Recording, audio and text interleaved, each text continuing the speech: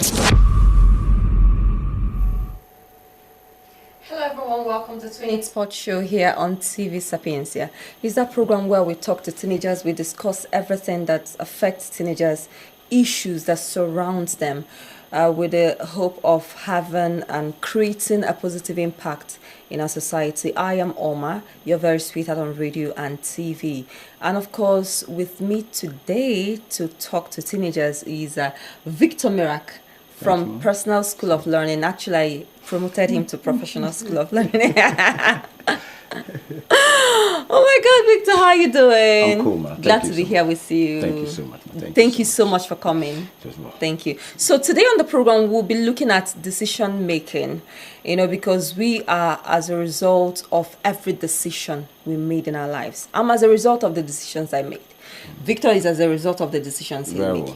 And teenagers, we've realized over time when we go to school, because there's this group of ladies, we call it Morality Rescue Team.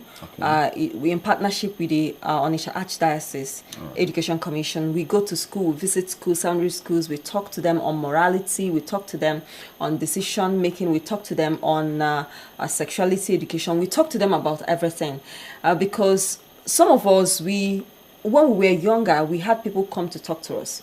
And because of all that's been happening in the society, in the world, we took it upon ourselves. Sacrificially, we volunteered and we started doing this.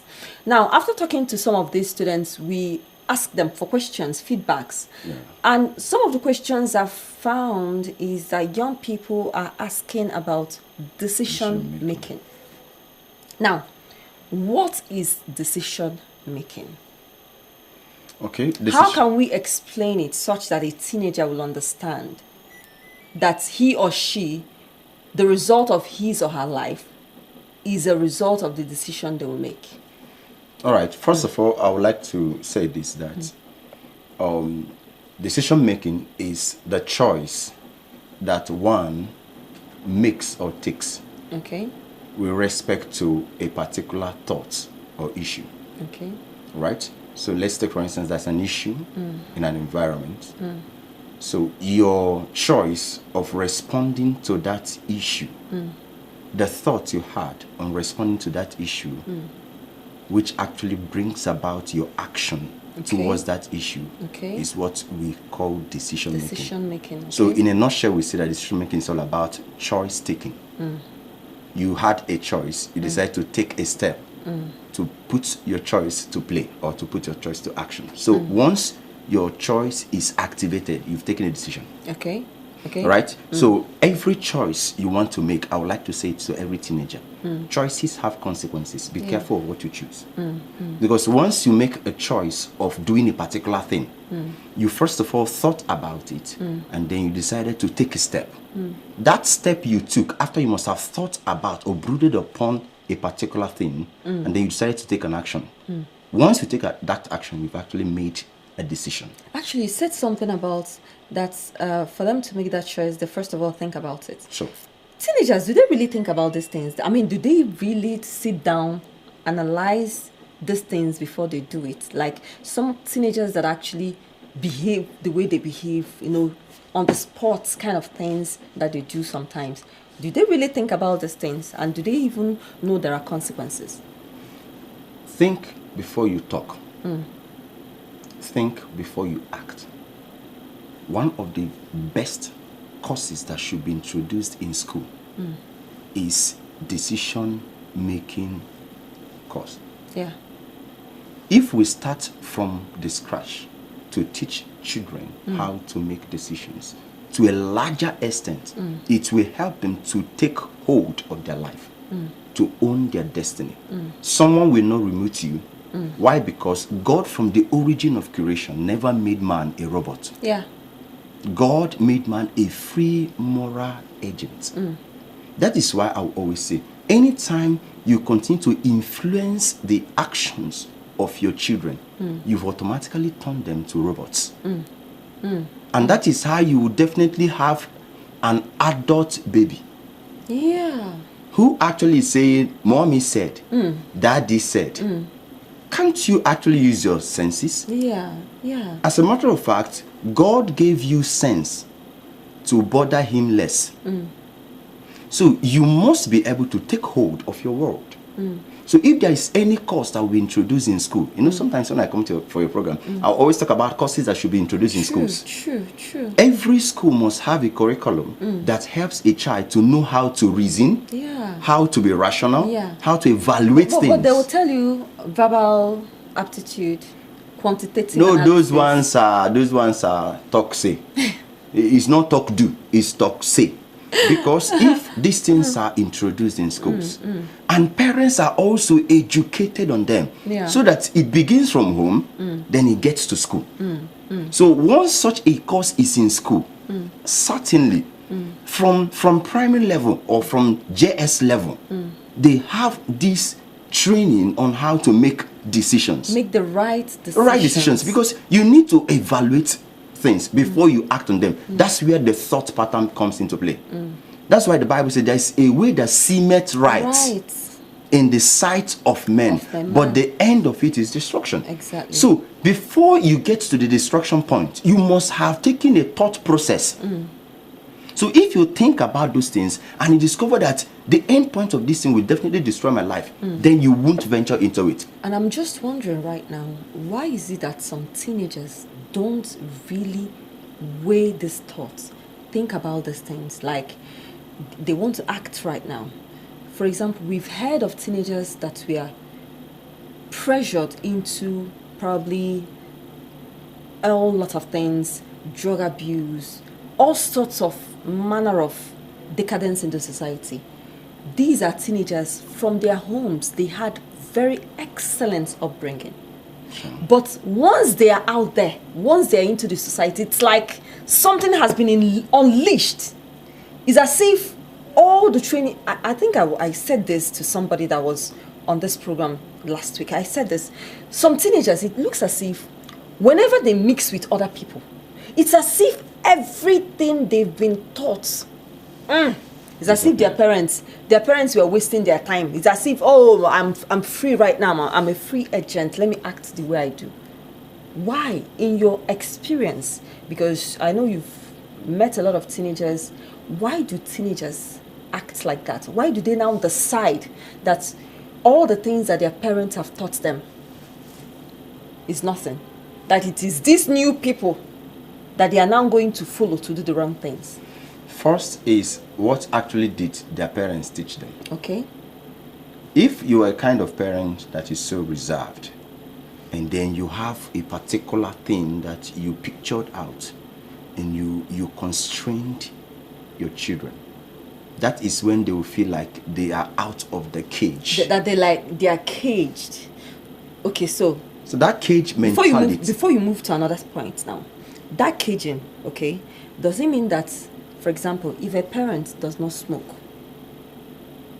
and maybe the teenager moves out there, meets other peers that are smoking, now to the parents might not be smoking because of the health implications or because he or she doesn't like smoking, but probably the teenager decides to test it. Is that about being reserved? No. That's what I mean. Okay. What I'm trying to say is this. There are things parents are actually saying, you should not do this thing, you should not do that thing. But one of the things that parents should know is that when you tell a teenager not to do a thing, I will advise you show the teenager why he should not do it. Okay. It is better a teenager knows the why of a thing, the what of a thing. The why and the what helps a teenager to weigh and balance. Okay. If you try to hide away the consequences of an action from a child, definitely the child will want to venture into that thing and experience something. Okay. Now let's come to the teenager. Probably growing up, your parents kept certain things away from you because they feel that it will hurt you. Okay. As a teenager, is it really right to decide to go and test that thing, to try it out, to see whether actually it's going to hurt you or not? If I were to be a parent in their shoes, that particular thing, I'm going to bring it. This is one thing that may look odd, but the truth remains that it works. Bring it and let the child know that this is this. Okay. This is the danger of this. To a larger extent, if you venture into this, this is what you are going to face. Sometimes it may not happen because of so and so reasons. But 98%, 90% sets up maybe a statistics, framed up a statistic, that 95%, 80% of people that ventures into this certainly get screwed at the end of the day. Okay. Not all, but my child, you may not be lucky to fall into the 10% remaining. Yeah. So, see, I'm trying to be frank here, because when you are frank to these teenagers, everything you said will be ringing in their head. Okay. They will know that when they want to do that, and they will know that my mom, my dad have actually shown me these things. Explain these things in details. Yeah. Let me know that it is not that this thing is totally off for everybody, but there are larger percentage that becomes victims. Okay. And I may not be lucky to fall into the 10% that will not be victims of it. So on the basis of that, he has clarified everything to you. I didn't hide one part, I showed you another part. So when the child wants to do something, he will be able to now reason those implications you listed and the side effect of what he will do. Then he can be able to take a decision on his or her own. For instance, before a child takes a decision, ask, what actually will this cost me? Okay. So you must ask the what. I was even about to come to this. Okay. I wanted to ask, now how? We've explained these things. How can we help a teenager to take decisions? Not just taking decisions, but because not all decisions are right decisions. Sure. There are decisions that are wrong decisions, and there are decisions that are right decisions. How can we now help teenagers to know this is the right decision, this is the wrong decision?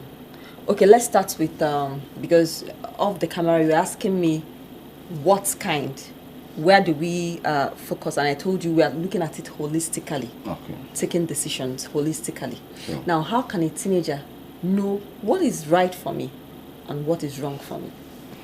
A teenager will have sense. Every human being has sense. Yeah. To a larger extent, we know that this thing is good, we know that this thing is not good. Okay. But to a larger extent, we need to also hear it from our parents. So parents should always make it known. Because some of the teenagers felt, since my mom have not said it, since my dad have not said it, I think it's not yet bad. Yeah. So I encourage parents, those things you know that are not good, say it. When you say it, it sinks into their head. Okay. Now, when they want to now make the decision, I want to talk to the teenagers directly now. For you to make any decision, first of all, ask yourself, what is the reason why I want to make this choice? Okay. That's the first question. I want to make this choice because I want a result. What kind of result? Now, when you write down the result, now ask yourself, this decision I want to make, will it affect me directly? Or will it affect the people around me? Is it a negative effect or is it a positive effect? The what and the why is very, very important. Why do I need to take this decision? Okay. Will it help me? Secondly, what actually is the consequences of this decision after I must have taken it? Will it affect me on a long-term base or will it affect me on a short-term base? Because the decision you take, it takes long. Yeah, sure. But certainly it will definitely affect you. So check the problem that is at hand. Check the challenge that is at hand. And then ask yourself a question. If I take this decision now, what is the end point of it? What is the effect on me and the people around me? The effect, is it right effect or is it going to be dangerous to me? This is why I said you must first of all engage your mind. Think before you act. Anything you want to do, choices have consequences. I keep telling teenagers and even adults, choices have consequences. Any choice you want to make, sit down and count the cost. What will it cost you? Because there are decisions you take silently and there are decisions you take by action. Somebody may do something to you and you felt like okay, somebody told me about somebody and I want to take a decision that I will stop talking to this person. You may have silence as a decision, but that silence is a resentment. I've resented, I'm carrying grudges or grief against the person. What is the after effect of it? Is it helping you? Because sometimes you are carrying grudges for somebody who does not even know you are carrying grudges. Now, what is the consequence? Who doesn't even realize that you're there? No. What's the consequence? You are the one that is being affected. Yeah. That's why I say, first of all, check the consequences on yourself. This thing this decision I'm trying to make, I'm trying to keep quiet on this person. Is it killing you? And if it's killing you, madam or guy, you better talk. I don't like this thing you did. Somebody told me about you. This is what the person is. It true? And the person says, oh no, because sometimes you may assume that it's true. So with that, your silence is not needed. But if you must talk, you must know how to talk. Yeah. Because there's a way you voice out your anger, and at the end of the day, you spoil relationships. Exactly. So before you take any decision, you must first of all count what is the consequences of the decision I want to take. Don't take any decision without first of all thinking of what actually is the side effect of the decision. You know, some teenagers are being influenced by their peers. Sure. In fact, if there's one thing I've come to realize that affects teenagers the most, peers. Peer pressure, the need to feel among, to level up. And you see, like I have a sister of mine, very intelligent. I told her one day, you're not supposed to study arts. You're supposed to be science. You're supposed to be a science student. She said yes. Okay. That growing up, that she wasn't properly guided. That she joined art class because all her friends were in art class. And she went into art class. And I told her, you're not supposed to be, the kind of brain you have is not for arts. Not that I'm not saying that arts people are not, there are people that naturally this person should be a scientist. And naturally this person should be an artist. Because, for example, if you're talking about art, you're talking about literature. There are people who did arts, they're not good in literature. But there are people who did sciences, they're so good in literature. That's what I'm trying to say. So the point is, teenagers who allow their peers, now this one I talked about is not so bad because she's still doing well, okay? But let's look at teenagers who started doing drugs because their fellow teenagers were doing drugs. Let's look at teenagers who joined bad gangs simply because they want to measure up, they want to level up. It's also a decision. Sure. It was their decision. Yeah. They decided, they were influenced. So how can a teenager fight off, should I call it devils or demons? How can a teenager fight off that urge to follow that particular way all over the world? Even states, societies, there are laws against drug abusers, illicit drugs. And there are campaigns all over the places that people should stop doing drugs. There are campaigns all over the places. But you still find our teenagers still tilting into these areas. What is that thing that pushes them to that place? Because it's actually decision making. Sure. They made that decision. Why is it that they cannot decide, okay, I'm not going to do drugs and stick to it? Even when their peers are coming, trying to influence them, why is it that they cannot stand their ground and say, no, I'm not doing this? Peer pressure is super powerful. You don't just push it aside. In fact, peer pressure is stronger than parental pressure. Yeah. So one of the things that should be done is that parents should take a role spiritually first. Okay. In place of prayers. You see, we can train to a larger extent, to an extent, but to the largest extent is God that helps. After you must have done the talking, do the kneeling. Okay. Because the impact of your words gets more powerful in the force of prayer, with the force of prayer. Okay. So parents, after you must have spoken to them, also pray incessantly for them. That's number one. Number two is that be free and open to your children. Okay. Tell them the good and tell them the bad to their level. And then when you are telling them, be frank with them. When you are frank with them, let them know that if there is anything that comes in between what I've just told you, feel free to tell me. I won't flog you, I won't beat you, but I will guide you. When they know that you love them, they will always be open. Like I was talking to you once in time, and I said that there is a way I treat my students. And sometimes you see me, if you see the way I treat them, you'll be like, are you sure these students will still work with you? I'll tell you, bet me. If I return, they will still want to be with me. Why? By the time I finish doing anything, I will let you know why I did this thing. Okay. I will let you know the side effect of this thing against your life. That is why I have to interfere.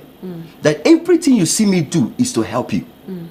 When I unveil such a thing, it changes the mentality of the child. Every teenager needs knowledge. One of the reasons why teenagers mess up is because of lack or shallow knowledge. When this knowledge is being given to them from their parents and from school, and then a high level of measure is put in place in the system that checks those things. For instance, if a school have a system that checks those things and pushes it out, automatically the system will mold the children in that manner. So, but any child that wants to take any decision lacks knowledge. Okay. Because when there is quality knowledge of the dangers of this thing, and then you are called, this thing you want to do now, have you actually checked the side effect of it? Perhaps they have been taught before you act. Think. And when you think, what are you going to think on? The consequences. What is this thing going to do to my destiny? What is it going to do to my family? Because some persons may lose, and when you tell them this will destroy the health of your family, the life of your family members, they wouldn't want such. So there must be a kind of an arrow pointing at this thing you are trying to venture into is going to land either you or your loved ones into hell. So why do them? So when they begin to see all these things, a child will now know, I have been taught to think before I act, and I've been taught that I should check the consequences. This thing I'm trying to venture into, what will be the end point of it? What will I gain? They will tell you, they will protect you in school, and then you have this audacity talking. Excuse me. Now, find out. Those people that have audacity talking, do they still have peace? Because you can have audacity to talk, but you don't have peace to sleep. This particular drug that somebody is introducing you to actually take a sip or maybe smoke a little bit, have you actually asked yourself, the people that are doing it, where did they end? So some of these things, you need to unveil the end point of some of these things to others. Also, in secondary schools, there are, for example, in my own secondary school, in my class, we have this group of people who are disobedient. No matter what you do, they must be disobedient. Yeah, that's more like follow come. They are a group, they must be disobedient. Now, for a teenager to join that group, even though you came from an excellent background, there is something wrong, right? Sure. That's why is it wrong? Is it wrong from the family? No. Or wrong from the teenager? There are families that have done marvelous work, great work. But like I said, peer pressure is stronger than parental pressure. Now, how can a teenager quell this peer pressure? Knowledge. Okay.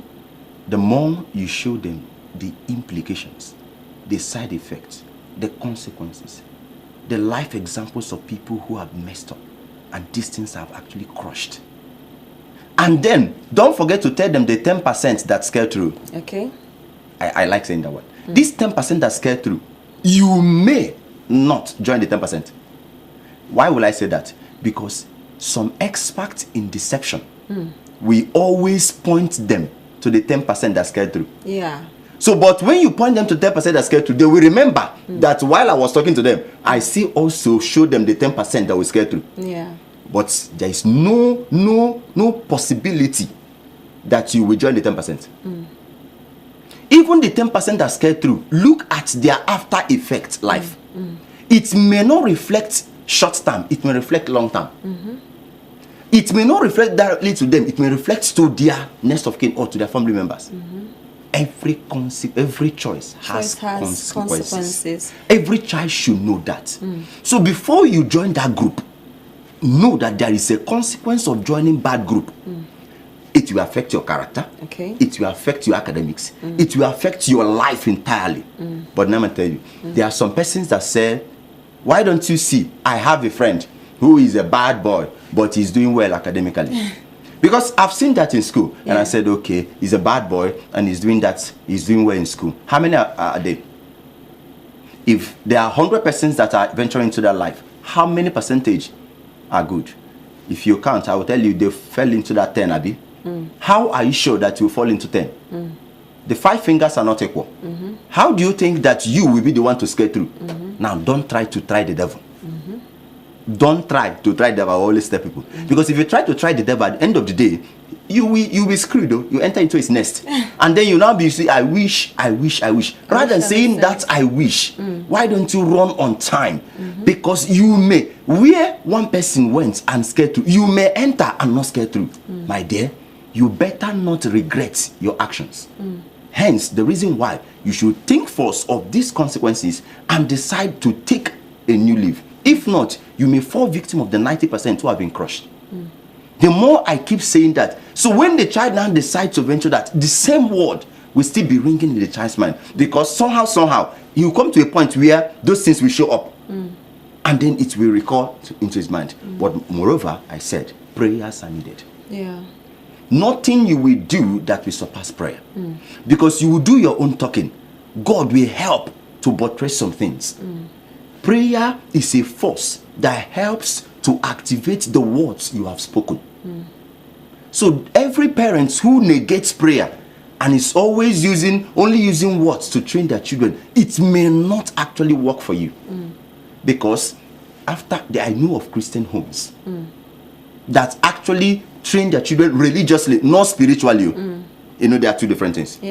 Religiously, they went out there and they were messing up. Why? They were not taught spiritually, but they were taught religiously. So prayer is a spiritual force that helps to work on the minds of both teenagers, your youth, and adults. So I want to say in a nutshell that prayer should not be negated for any reason if you want to help a teenager. But remember I said, for a teenager, before you make any decision, ask yourself, what actually is the problem I'm trying to solve? Trying to take this decision, because any decision you want to take is either it creates a problem or it solves a problem, or you are creating a problem. So check the one that the decision you want to take is pointing at. This is what some teenagers don't check. Before you make any decision to do anything, to join any group, to do any mago or anything or negative life, first of all find out this thing I want to do. Even the positive ones, right? Even any decision you want to take, you must ask yourself, at the end of this, will I create a problem or will I solve a problem? If you will solve a problem, fine, proceed. If you will create a problem, retrace a step. Why? Because it will help you to help the society. Exactly. So that's my point on that. I think that's the very best. That summarizes it. As a teenager, if you want to take any decision, ask yourself, this decision, is it going to solve a problem or will it create a problem? I think I found the solution. My goodness, I love this. Thank you so much.